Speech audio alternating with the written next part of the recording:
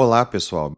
A gente aqui da Kunume acredita que para criar algo que faça sentido e que possa realmente gerar impacto positivo, a gente precisa primeiro de entendimento. Só assim a gente vai poder nos libertar e reimaginar o que a gente chama de futuro. Existe uma palavra que é usada para delimitar não só o espaço de uma coisa, mas também o espaço de um grupo, de um povo. Ela carrega um significado maior do que apenas os limites geográficos de alguma coisa. Ela carrega cultura, ela carrega realidade. E ela também carrega compreensão, conhecimento e pertencimento. Área. A minha área. Para nós, área é um espaço onde as pessoas contam o que existe dentro delas e que faz com que elas busquem construir a sua história. Além de falar sobre suas áreas de conhecimento, elas também são convidadas a repensar seu possível futuro. Através do exemplo de cada uma, criamos um repertório de casos que possam inspirar as pessoas a seguirem em direção à sua história e ao seu futuro.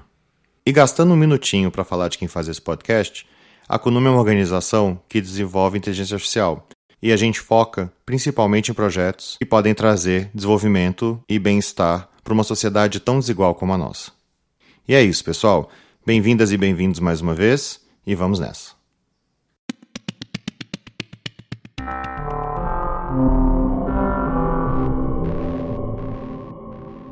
Área. Pode começar? Pode sim. Beleza. Legal. Bom, meu nome é José Eduardo Barella e eu sou jornalista, já tenho mais de 25 anos de profissão, mas assim, não tenho atuado mais na área de grande imprensa. Trabalhei muitos anos nessa área, passei um pouco, tive uma experiência na área corporativa também, que é o que eu estou fazendo agora.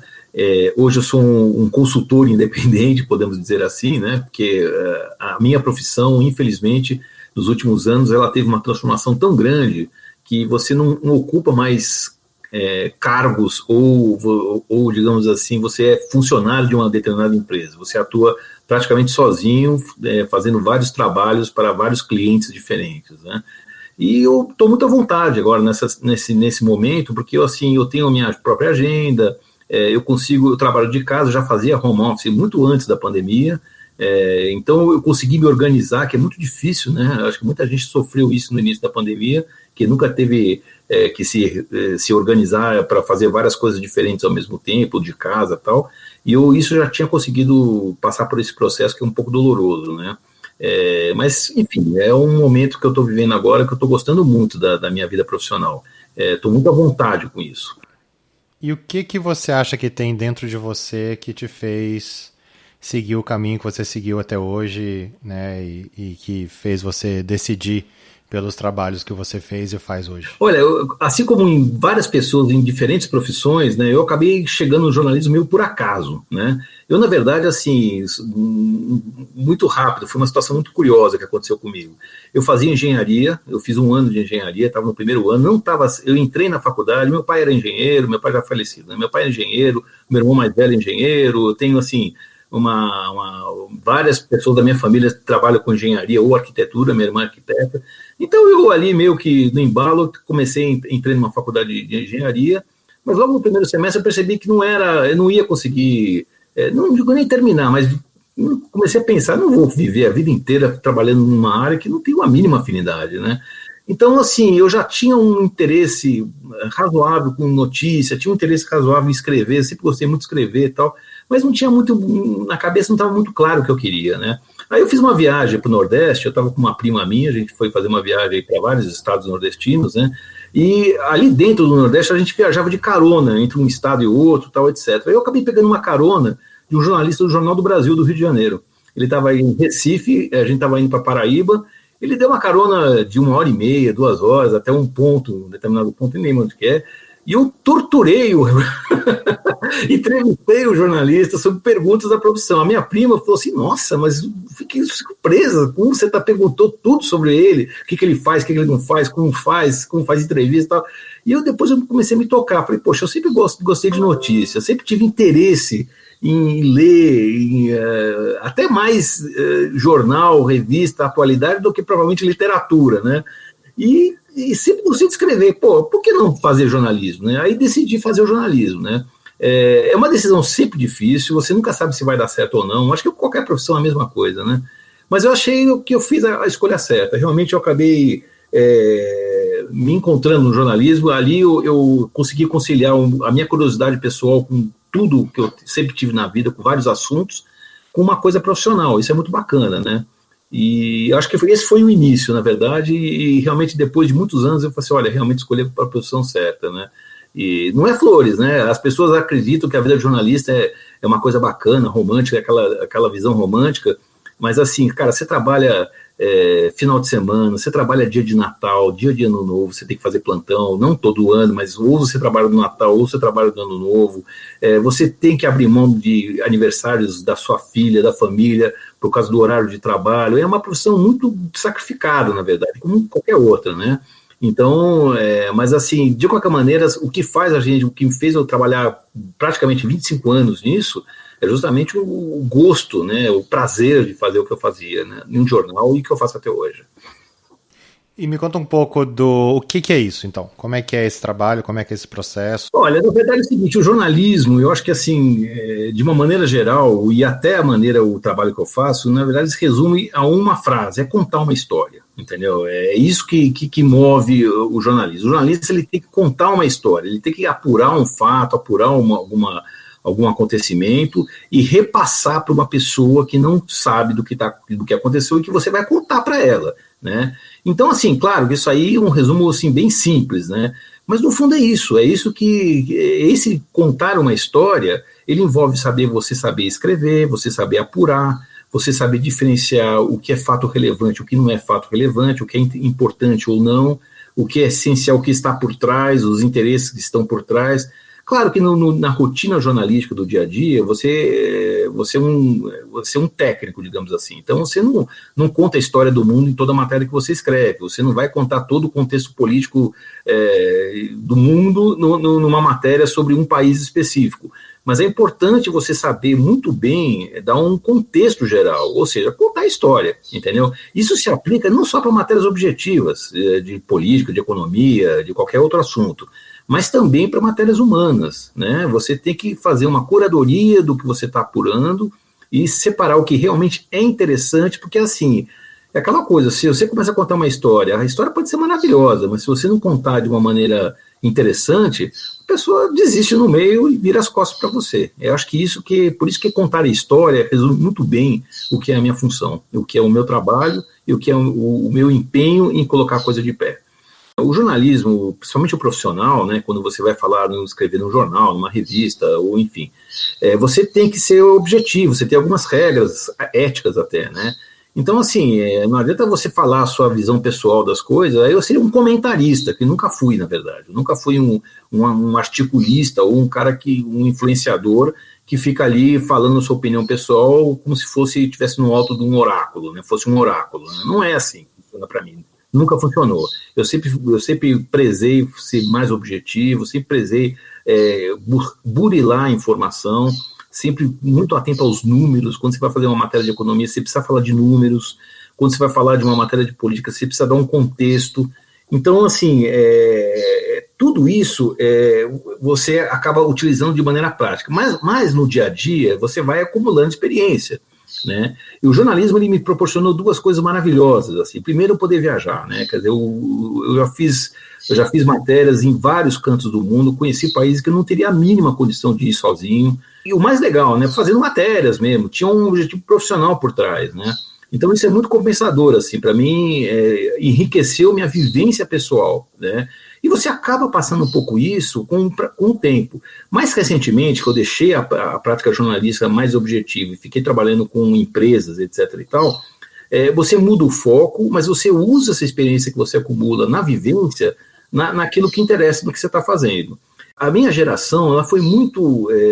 a minha geração na área de jornalismo, ela foi muito feliz, que a gente teve duas situações muito específicas que ajudaram, que é raro acontecer. Primeiro, uma grande revolução política no mundo, né? Foi a queda do Muro de Berlim. Né? Eu vivenciei isso pessoalmente, no sentido que, assim, eu era editor de internacional quando caiu o Muro de Berlim, no Jornal da Tarde, aqui em São Paulo. Então, assim, foi muito legal participar de uma cobertura grande sobre isso, você vê as coisas mudando, a geração nova não tem ideia do que era do que era a visão de comunismo e capitalismo, o que era o Muro de Berlim, né? As gerações mais jovens vê pelo lado do ângulo, assim, como fosse uma coisa de história, né? A gente vivenciou isso, e assim, um dia antes de cair o Muro de Berlim, ninguém tinha a mínima ideia que ia acontecer tão rapidamente e como aconteceu. Então, isso, em termos de jornalismo, é um impacto gigante, assim, é muito importante. Eu tive a sorte de vivenciar isso. A segunda vivência que a minha geração teve, que eu também, obviamente, faço parte, foi as transformações tecnológicas. Elas mudaram de uma maneira muito radical a maneira de você fazer jornalismo. Então, assim, quando eu comecei lá atrás, nos primeiros trabalhos, eu comecei na revista Veja, para você ter uma ideia. Não tinha internet, não tinha CNN, não tinha nada, era máquina de escrever, era assim, a gente recebia, olha como era, só para ter uma ideia, né? A revista assinava o New York Times e o Washington Post na sucursal lá dos Estados Unidos, eles botavam no malote, chegava em São Paulo o jornal, um exemplar de cada um. A editora, a gente dividia a equipe por áreas, então eu cuidava da África e América Latina. A editora marcava no jornal as matérias de África e América Latina, passava para mim. Eu recortava o jornal, quer dizer, o recorte, ia montando o meu Google, o meu arquivo de notícias sobre isso. E quando eu escrevia uma matéria sobre algum país da África ou sobre algum país da América do Sul, não só com esses dois veículos, mas também com as agências internacionais, outras revistas internacionais, etc., eu usava esse material, e era um material praticamente exclusivo, porque as pessoas aqui não tinham condições de acompanhar isso, né? E agora aí surgiu a internet, surgiu a CNN, surgiu o Google, acabou, quer dizer, aquela notícia exclusiva você não tem mais. Então, por isso que eu acho que eu estou dizendo que não é que perdeu a relevância, é que o jornalista ele deixou de ser tão importante quando ele era antigamente, né? Porque ele era praticamente um oráculo, né? Você era o Google das pessoas que queriam conhecer algum assunto, né? Então, assim, essa transformação da era digital, ela obrigou a minha profissão a se reinventar, o profissional da minha área a se reinventar. Eu tive que me reinventar em relação a isso, né? Então, hoje a nossa briga é contra as fake news, porque, na verdade, é o seguinte, todo mundo tem acesso a todo tipo de informação e as pessoas não sabem o que é informação confiável, o que é informação falsa, né? Então, a briga nossa é para poder, imagina, olha que coisa, né? Divulgar notícias realmente verdadeiras, ou matérias que fazem sentido, ou notícias que fazem sentido. E, Barela, você falou sobre contar histórias, e eu sei de uma história que você está contando, eu queria que você falasse um pouquinho para quem está ouvindo a gente, e eu sei que é uma história que envolve um pouco mais do que essa questão técnica de escrever, né? Conta aí pra gente. Eu vou te contar uma história que é um projeto que eu estou fazendo com a Kunume, que eu achei que realmente, assim, para mim foi muito impactante, porque foi a primeira vez, por incrível que pareça, em tantos anos de profissão, foi a primeira vez que eu entrei num projeto em que eu me comprometi profissionalmente a escrever sobre um tema, sobre o Alzheimer, e ao mesmo tempo eu tenho uma experiência com o Alzheimer muito forte, ainda presente, né? Então foi a primeira vez que não é que me incomodou, mas é uma coisa que eu comecei a lidar com emoções também, pessoais, que é uma situação que não tinha ocorrido antes, né? Por quê? Porque o Alzheimer, assim, a minha sogra, já falecida, ela ficou 8 anos com Alzheimer, a minha esposa que cuidou dela praticamente, assim, com mais de perto, né? Os irmãos ajudaram sim, tal, mas a minha irmã morava aqui, a esposa da minha esposa morava aqui perto dela. Então a gente que cuidava dela assim mais de perto, né? Esse foi um aspecto muito legal assim de você ter a oportunidade de conviver com isso. A minha sogra até que teve ela não perdeu a capacidade cognitiva nesses 8 anos, ela manteve boa parte intacta. Então todo o drama do Alzheimer que a gente percebe que existe mesmo, até que ela conseguiu se safar bem, né? E mais recentemente, nos últimos 4 anos, é a minha mãe, que já está com 88 anos, né? E ela também ela contraiu o Alzheimer, uma coisa mais recente, né? Então eu tive 2 experiências muito fortes com Alzheimer, né?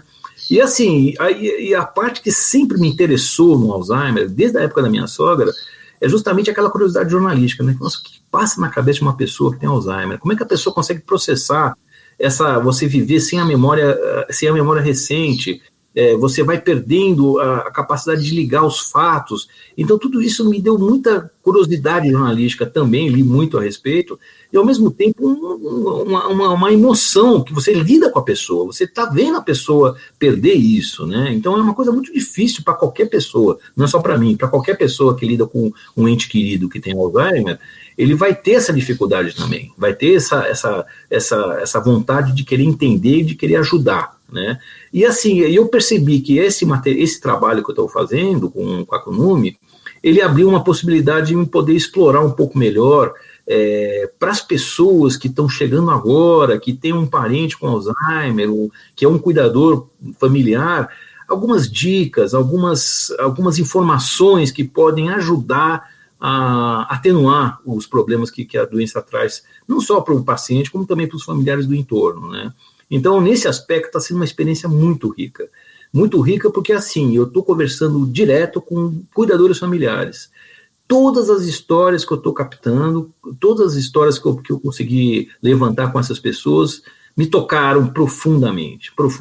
Assim, me emocionei como nunca tinha acontecido antes, né, como jornalista. Você acaba sempre diferenciando, você cria uma casca, né? Mesmo que seja cobertura de um acidente, como o acidente da TAM, que eu fui editor de jornal, eu vi os repórteres voltarem da rua estraçalhados com o que eles tinham visto, e eu tinha que organizar aquele material, fazer a pessoa escrever, tentar arrancar informação, e claro, todo mundo é afetado por uma tragédia, como um acidente aéreo que você cobre ao vivo, né? Ao mesmo tempo, o Alzheimer é parecido, você cria uma casca, mas ao mesmo tempo, pela primeira vez eu me emocionei mesmo, assim, sabe, de uma maneira muito intensa, como nunca tinha acontecido, o que me surpreendeu um pouco, né? E eu achei muito legal, eu tô achando que está sendo uma experiência única. Eu acho que, assim, se eu conseguir passar a sensibilidade que as pessoas com quem eu lidei, com os cuidadores familiares, se eu conseguir passar um pouco disso, já vai, para mim já vai ter valido a pena. E um detalhe, eu acho que é importante destacar isso, tem umas 6 ou 8 cuidadores familiares, né? Ninguém reclamou, ninguém fala assim, minha vida é um inferno, como é... Não, as pessoas, elas tratam com carinho, sabe? São pessoas que estão sofrendo muito, abrem mão de sua vida pessoal, abrem mão de sua vida profissional. Você se reorganiza do nada a sua vida para cuidar de uma pessoa que você sabe qual vai ser o fim, né, em certa medida, porque é uma doença irreversível, mas assim, todas as entrevistas que eu fiz, o que me chamou a atenção foi isso, foi a maneira como todo mundo tentou passar para mim que, assim, apesar de todos os problemas, faz parte da vida. Então, assim, não é uma... E, no fundo, era isso que eu sentia em relação à minha sogra, é isso que eu sinto em relação à minha mãe. Só que as emoções, elas afloreiam para você, elas florescem de uma maneira que você, às vezes, briga contra isso, né? E não dá para evitar. Então, eu acho que o Alzheimer, nesse aspecto, esse trabalho me chamou a atenção isso, sabe? E até, assim, eu escrevi um dos textos sobre a minha sogra também, ela foi um personagem, né? Um detalhe específico dela, e que eu achei que quando eu recuperei essa história, quando me veio à tona, até comentei com vocês, e vocês chamaram a atenção que era uma história bacana, eu achei assim, nossa, então realmente é uma coisa que eu não tinha notado, assim, imagina, era uma coisa tão intensa que estava ali escondido dentro de mim e que eu acabei botando para fora. Eu acho que basicamente é esse tipo de emoção, claro, com o tempo, com a idade, com a experiência, você vai tirando assim, lições sobre isso, né? Mas assim, essa vivência eu achei que foi muito bacana nesse aspecto, né? Então, é por aí. E como que você acha que isso, acho que você já respondeu um pouco, mas como que você acha que isso afetou sua visão do mundo? Então, eu acho o seguinte, é engraçado que, apesar de todo esse avanço tecnológico que a gente está vivendo hoje, que é maravilhoso, né? É impressionante tudo que a tecnologia digital nos proporciona, quer dizer, você pensa bem, a nossa geração, é impressionante a distância que tem do meu avô para o meu pai, em termos de informação, em termos de vivência, até de comportamento, mudou muito pouco em relação do meu pai para mim. Quer dizer, mudou mais do meu pai para mim, mas era muito menor do que do meu bisavô para o meu avô, do meu avô para o meu pai e do meu pai para minha filha. Né? Minhas filhas, eu tenho 2 filhas, elas já nasceram na era digital, Então, assim, é impressionante, assim, tudo muito rápido, com muita informação, a quantidade, eu lido com informação é o meu ganha-pão. É impressionante a quantidade de informações que a gente lida no dia a dia. Qualquer pessoa, não só quem trabalha, não, no dia a dia normal. Então, assim, as transformações são muito rápidas, entendeu? Então, assim, essa nossa geração, você percebe que não é que ela está perdida, ninguém consegue processar tanta informação, tanta mudança em tão pouco tempo. Então, assim, tudo isso que a gente está vendo hoje, em plena era digital, que você tem acesso a todo tipo de informação, tem um Google à sua disposição, tem gente que não acredita em vacina. Tem gente que não acredita que a Terra é redonda. Tem gente, eram umas crenças que há 20 anos atrás ninguém discutia isso, entendeu? Não havia discussão em relação a isso, né? Não era uma coisa assim, não era uma dúvida pertinente, né? E quanto mais informações que a gente tem, mais dúvidas a gente aparece, com dúvidas absurdas, que não eram para existir, né? A gente não está agregando as informações, nós estamos dividindo as informações, dividindo no sentido de separar, né? Assim, de você ignorar algumas coisas. Então, assim, o evento das redes sociais, você cria bolhas, né? Eu acho perigosíssimo isso, não gosto disso nesse aspecto, eu tenho preocupação em relação a isso, né?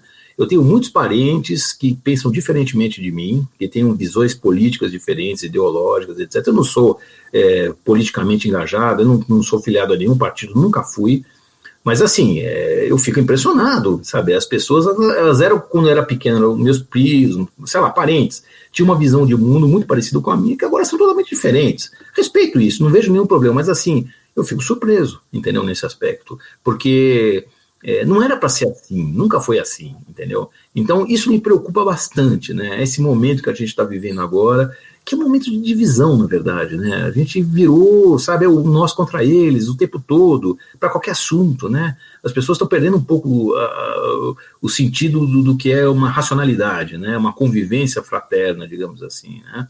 Isso me preocupa um pouco, né, nesse aspecto. E como que você acha que isso tudo que a gente está conversando aqui impacta a vida de quem está ouvindo a gente? Olha, eu tenho duas coisas que eu acho que é importante destacar. Primeiro, eu tenho uma visão muito positiva, muito otimista da geração das minhas filhas, da geração atual, né, a geração millennial. Muito se fala dos millennials, assim, de maneira geral, porque assim, eles já nasceram na era digital, etc. e tal. Alguns temas que pra gente a gente não dava muita importância, machismo, tudo bem, as pessoas são machistas, racismo, tem alguns que são preconceituosos. Não,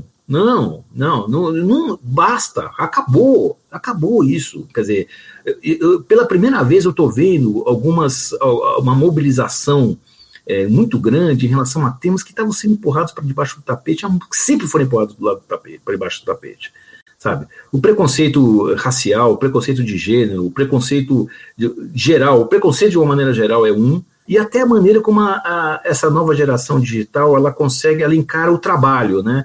O trabalho era aquela coisa que você tinha que batalhar um emprego, se de preferência ficar nele a vida inteira, criar uma carreira naquele emprego, ou naquela empresa, ou naquele setor, e morrer naquilo, entendeu? Sim, e assim, era o que era valorizado, né? Hoje em dia não é mais, hoje em dia a pessoa recusa emprego, que acha que não vai ser agradável trabalhar, recusa, procura outra coisa.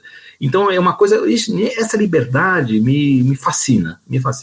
As minhas filhas, elas são muito assertivas em relação a isso, e eu tenho muito orgulho disso, eu acho que é muito bacana isso é um mérito dessa geração, que as pessoas, apesar de falarem mal dos millennials, são pessoas acomodadas, são pessoas muito mimimi. Não é mimimi.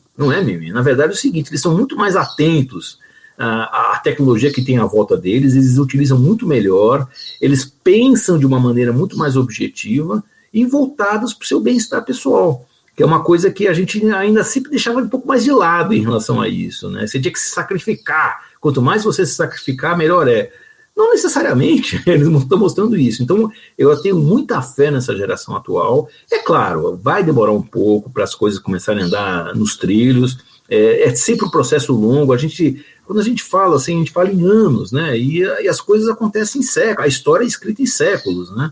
Mas, de qualquer maneira, mesmo diante de um quadro de transformação do mundo tão rápido, tão abrupto como está acontecendo na era digital, a gente consegue captar ali mudanças de comportamento muito importantes que eu acho que vão ser muito bem assimiladas, né? É uma questão de tempo, né? E, basicamente, é isso que é uma coisa que me chama a atenção e que eu tento, de alguma maneira, captar isso também para mim, tentar usar isso para melhorar o meu bem-estar. É uma coisa assim, eu estou muito mais preocupado ultimamente em fazer meditação, em fazer esporte, em ter uma vida saudável.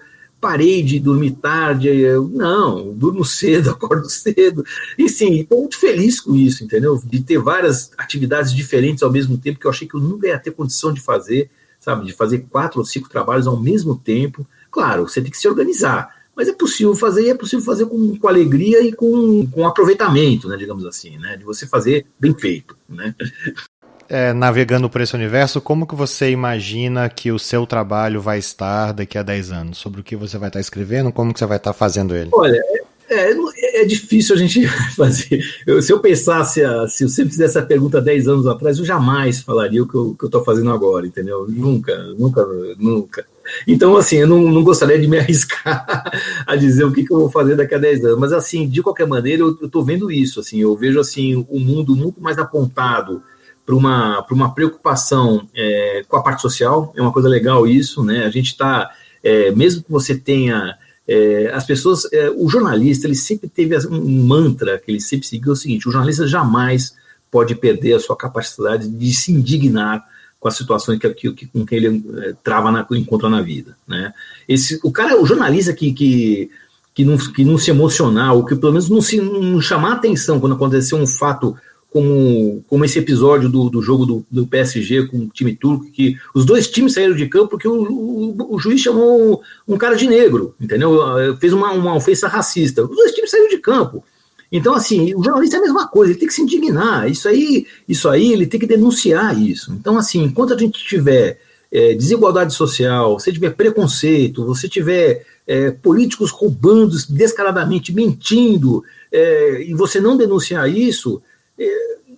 isso faz parte da profissão, isso você tem que ser. Então a gente não pode perder essa capacidade de ensinar todo mundo, ninguém, não só é jornalista, todo mundo, né? Esse é um ponto. Então daqui a 10 anos eu espero que toda essa briga que a gente teve na minha vida inteira como jornalista, de denunciar, etc e tal, eu espero que tenha pelo menos revertido em parte, entendeu? Que a gente possa começar a discutir coisas mais lúdicas para poder fazer, como viver melhor, como crescer mais, entendeu? Como agregar coisas boas para as pessoas, né? Essa que é a minha esperança, digamos assim, daqui a 10 anos, né? E o legado que eu deixei, a gente fica sempre preocupado com isso, né? Esse Alzheimer, eu espero que seja apenas o primeiro de uma série de outros trabalhos que eu faça que possa, de alguma maneira, um legado nesse aspecto, né?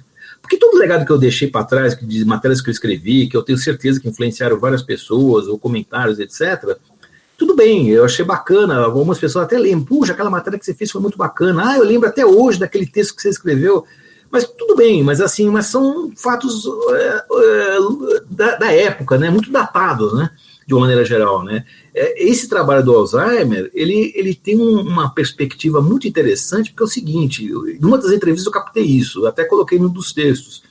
Pela primeira vez, o Alzheimer está saindo do armário, digamos assim, né? Durante muito tempo, as pessoas trataram o Alzheimer, foi até uma pessoa que eu escrevi um texto, que é um médico americano, que ele falou isso, né? Ele é um médico neurologista que pegou Alzheimer, ele teve Alzheimer, né?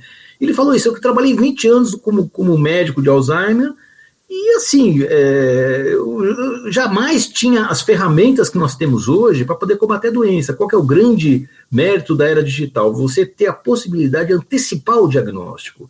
Você sabe que a pessoa vai ter Alzheimer com antecedência, você prepara a pessoa fisicamente, a dieta, enfim, vai adequando a pessoa para quando começar a ter a doença bater firme, a pessoa ter uma qualidade de vida melhor. E ele falou isso: eu não tive essa possibilidade quando eu era médico, né? As pessoas tratavam Alzheimer como antigamente, como tratavam o câncer. Você evita falar sobre isso, né? E agora as pessoas estão parando estão começando a encarar de frente o Alzheimer mesmo, até os familiares, até, não é mais aquela coisa de, eu tenho medo do Alzheimer, não, as pessoas têm que encarar, é isso, faz parte da vida. Então, assim, essa diferença que o Alzheimer está vivendo, esse momento que a doença do Alzheimer que está vivendo agora, que estão procurando umas drogas que podem antecipar o diagnóstico, que podem atenuar os efeitos, etc., porque a cura é muito complicado a gente pensar a curto prazo, mas até o trabalho da Konumi é muito importante com inteligência artificial, no sentido de antecipar o diagnóstico, já é um avanço gigantesco. Então, vai ser interessante daqui a 10 anos uma pessoa ler esse material que eu estou produzindo agora e falar, nossa, olha como que era naquele tempo, né? Como era difícil, né? Ou como estava começando a ficar interessante, algo que hoje eu estou sentindo isso, estou percebendo isso nas conversas que eu estou tendo, na minha apuração, que realmente o momento da doença de Alzheimer é um momento de revelação, de você conseguir criar armas para combater de uma maneira muito mais eficaz a doença, mesmo sabendo que é uma doença incurável, entendeu?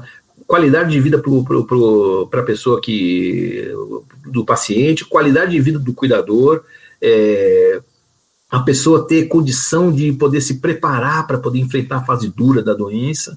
Tudo isso é fascinante para mim, está sendo fascinante descobrir isso. Porque quando eu comecei a pesquisar sobre isso lá atrás, na época da minha sogra, a minha sogra ficou 8 anos com Alzheimer, ela já morreu há 7, né? Então, já são 15 anos atrás, né, que eu comecei a pesquisar sobre Alzheimer.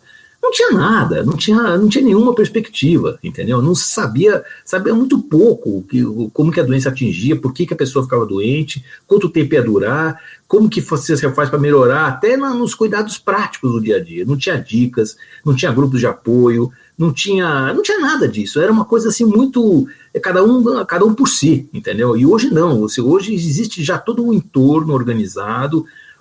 Um dos aspectos mais emocionantes da minha apuração foi justamente os grupos de apoio. É impressionante o trabalho que ele é realizado, como ele é feito, é uma coisa muito bacana, sabe, são pessoas que, uma das personagens que eu entrevistei, assim, a mãe dela foi diagnosticada com 56 anos, e ela morreu com 89, né?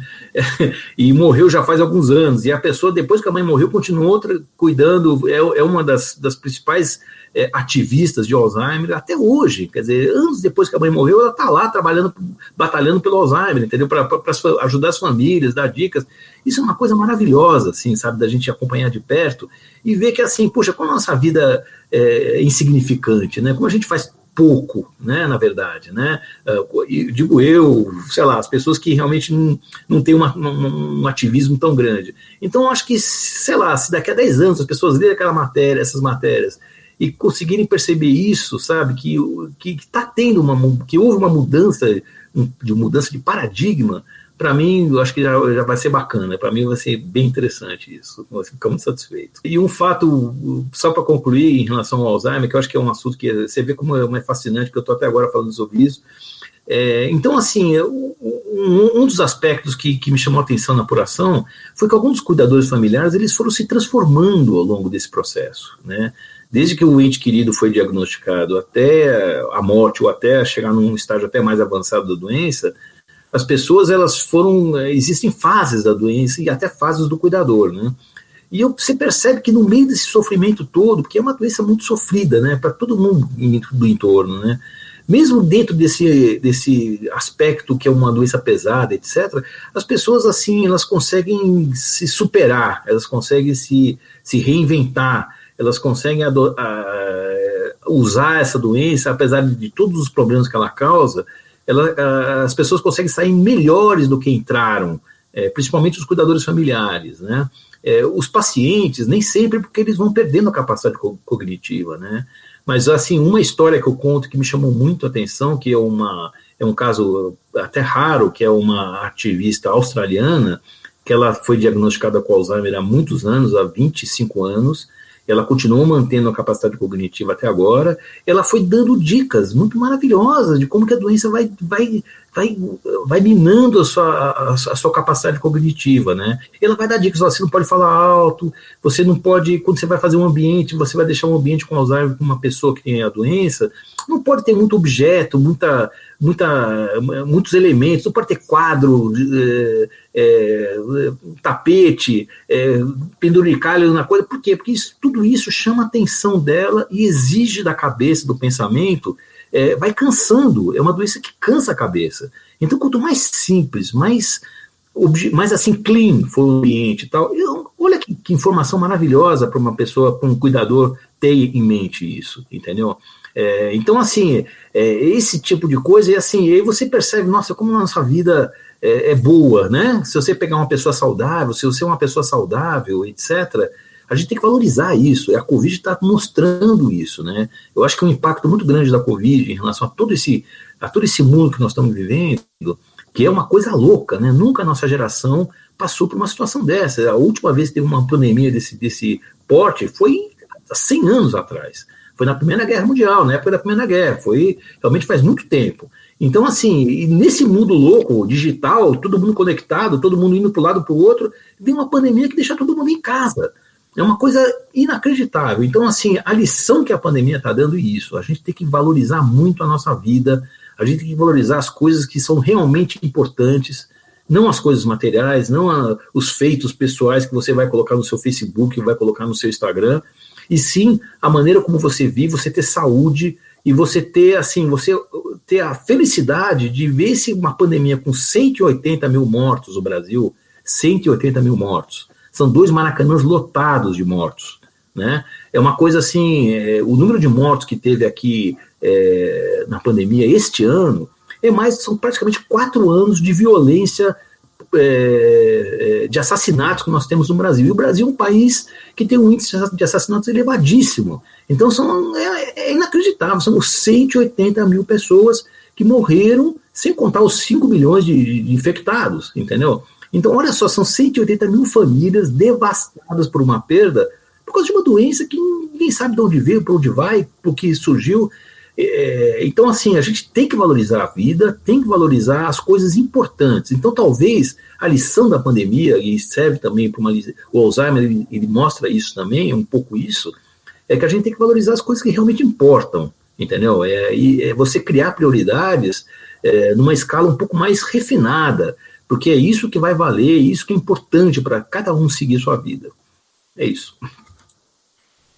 Com certeza, Barela. E eu queria te agradecer muito por ter topado ser o nosso primeiro convidado aqui no Área. E se você gostou desse episódio e gostaria de fazer algum comentário ou sugestão, a gente está no Twitter. Só procurar a gente, AreaPod. Área POD. Um abração e até a próxima.